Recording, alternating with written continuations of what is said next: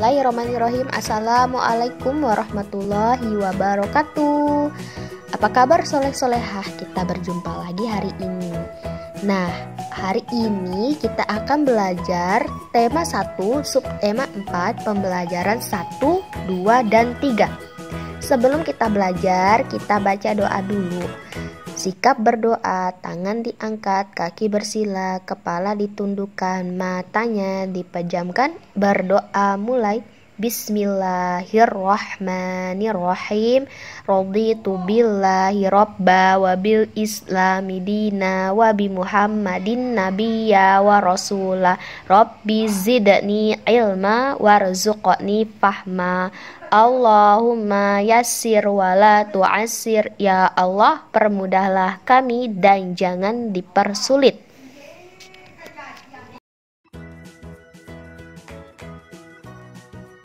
Nah, tadi kita sudah berdoa. Kita masuk ke pembelajaran 1, mengenal cara perkembangbiakan tumbuhan dan membuat prakarya. Sebelumnya, apa itu perkembangbiakan? Apa kalian tahu apa itu perkembangbiakan? Perkembangbiakan adalah proses di mana suatu makhluk hidup berusaha untuk melestarikan diri atau melestarikan kawanannya dengan menghasilkan satu makhluk yang sama dengannya. Ini juga berlaku terhadap tumbuhan atau tanaman. Nah, kita akan belajar perkembangbiakan tanaman. Tanaman adalah tumbuhan yang sengaja ditanam oleh manusia. Tanaman termasuk makhluk hidup. Makhluk hidup memiliki ciri-ciri seperti yang sudah kita pelajari di pembelajaran sebelumnya. Satu contoh ciri-ciri tersebut adalah berkembang biak atau menghasilkan keturunan. Nah, berkembang biak atau perkembangbiakan tanaman dibagi menjadi dua. Yang pertama, perkembangbiakan tanaman secara alami, yaitu perkembangbiakan tanaman tanpa bantuan manusia. Yang kedua, perkembangbiakan tanaman secara buatan, yaitu perkembangbiakan tanaman dengan bantuan manusia.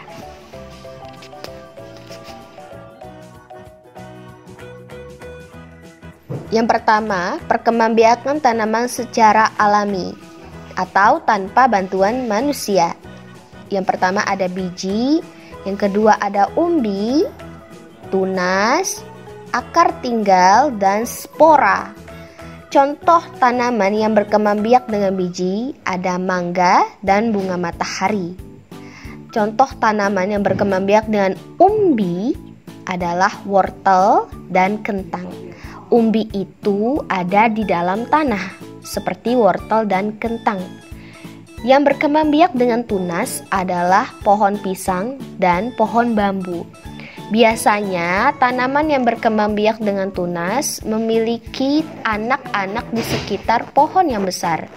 Yang keempat ada akar tinggal seperti jahe, kunyit, dan lengkuas. Biasanya tanaman ini digunakan sebagai rempah-rempah di rumah kita.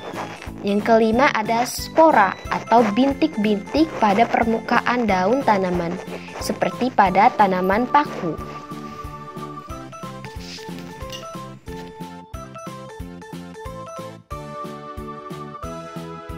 Selanjutnya, ada perkembangbiakan tanaman secara buatan.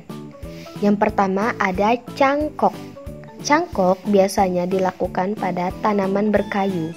Kalian bisa lihat pada gambar berikut ini seperti apa bentuk cangkok. Contoh tanaman yang dikembangbiakan dengan cangkok adalah mangga dan juga kelengkeng. Yang kedua ada setek. Setek adalah menanam potongan bagian tanaman. Contohnya bisa dilihat ketika orang menanam ketela pohon dan sirih. Kalian bisa lihat contoh setek di gambar berikut ini. Setelah berkembang biak, tanaman akan mengalami pertumbuhan dan perkembangan. Saat mengalami pertumbuhan, tinggi tanaman akan bertambah serta daunnya bertambah banyak. Sedangkan ketika tanaman mengalami perkembangan, maka akan munculnya bunga setelah tanaman dewasa. Kalian bisa lihat pada gambar di samping ini. Yang pertama, tanaman ditanam dulu bijinya, kemudian bijinya berkecambah, kemudian daunnya tumbuh 2 helai, kemudian daunnya bertambah banyak menjadi 4. Setelah tanaman dewasa, tanaman tersebut akan berbunga. Kita akan belajar mengenai prakarya. Apa itu prakarya? Prakarya itu adalah pekerjaan tangan yang dibuat dengan seni tangan kita sendiri.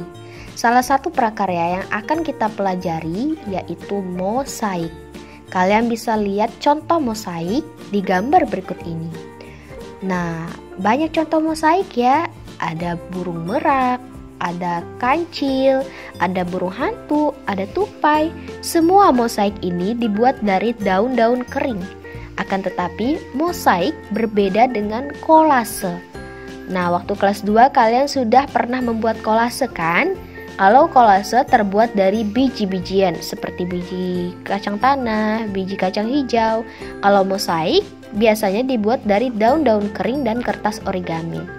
Mosaik dibuat dengan teknik potong. Caranya dengan menggunting dedaunan.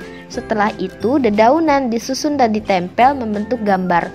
Untuk cara pembuatan mosaik, kalian bisa lihat di LKS 1, tema 1, subtema 4, halaman 93.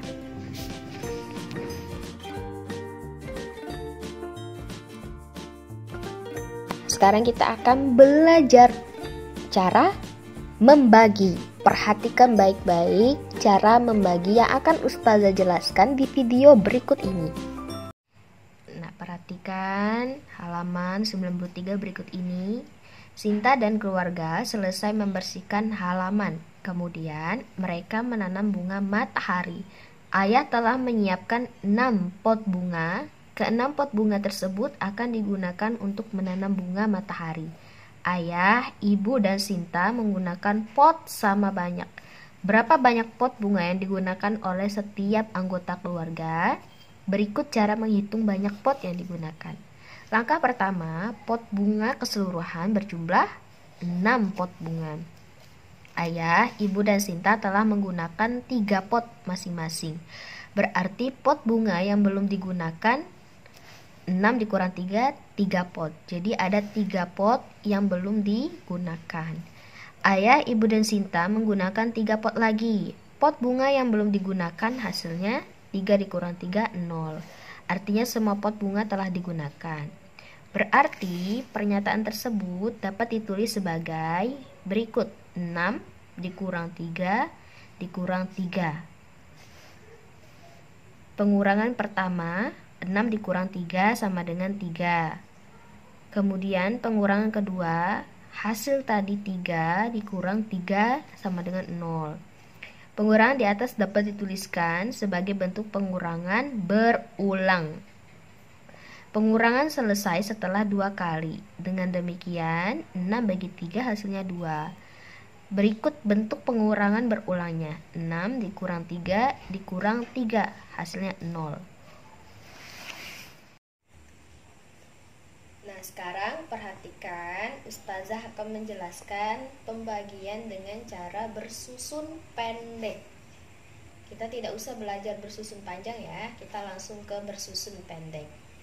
405 dibagi dengan 3. 405 dibagi dengan 3. Pembagian itu selalu dimulai dari depan. Kebalikan dari perkalian. Kalau perkalian dari belakang dulu dikerjakan, kalau pembagian dimulai dari depan. Nah, Ustazah tuliskan tabel perkalian 3 bagi yang belum menghafal perkalian 3. Jadi lebih gampang. Kenapa perkalian 3? Karena akan dibagi dengan 3. 405 dibagi dengan 3. Kita mulai dari depan. Kita ambil angka 4 dulu. Kalau angka di depan itu bisa dibagi dengan 3, maka langsung kita bagi.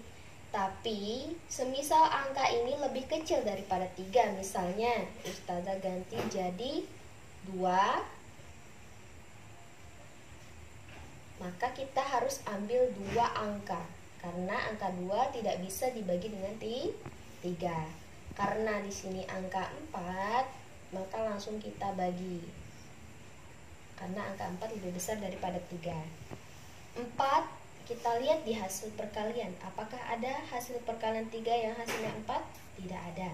Kalau tidak ada, kita cari yang lebih kecil dari 4. Lebih kecil dari 4 adalah, di bawahnya 4 adalah 3. 3. 1 kali 3, 3.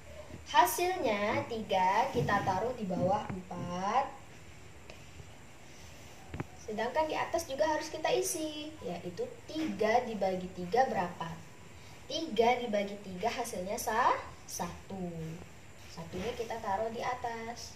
Nah, setelah itu kalau sudah ada pasangannya, kita kurangkan. Pembagian itu identik dengan pengurangan. Jadi kita kurangkan. 4 kurang 3 hasilnya 1. Nah, karena 1 tidak bisa dibagi sendirian dengan 3, 0 kita turunkan menjadi 10. Kita cari lagi hasilnya, apakah ada perkalian hasilnya 10? Perkalian 3 hasilnya 10? Tidak ada. Adanya di bawah 10, yaitu 9. 9 kita taruh di bawah lagi. Sedangkan yang di atas berapa? 9 bagi 3.